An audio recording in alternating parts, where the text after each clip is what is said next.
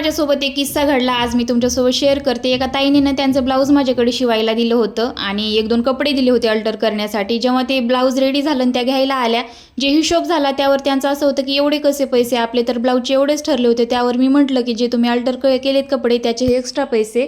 त्यावर त्यांचं म्हणणं होतं की मला वाटलं की मी ब्लाऊज तुझ्याकडे शिवते तर तू मला हे फ्रीमध्ये करून देशील। आता माहीत नाही त्यांना फ्री का वाटलं, कारण का ना मला मशीन फ्रीमध्ये आली ना, दोरा फ्रीमध्ये आला ना, ती सुई आली ना, माझा वेळ फ्री आहे, तरी पण त्यांना असं का वाटलं की मी त्यांना फ्रीमध्ये करून देईल म्हणून।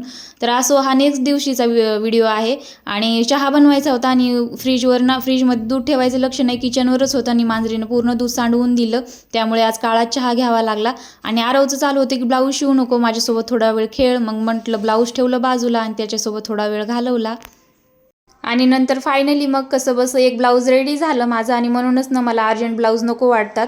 रात्रीच्या जेवणामध्ये वरणफळं बनवली होती आणि बरेच जण मी बघितलेत की तिखट टाकतात त्याच्यामध्ये, हिरवी मिरची, पण आमच्या इकडे साध्या सपक वरणामध्येच बनवतात। आणि नंतर रात्रीला सगळं किचन वगैरे आवरलं। चलो बाय।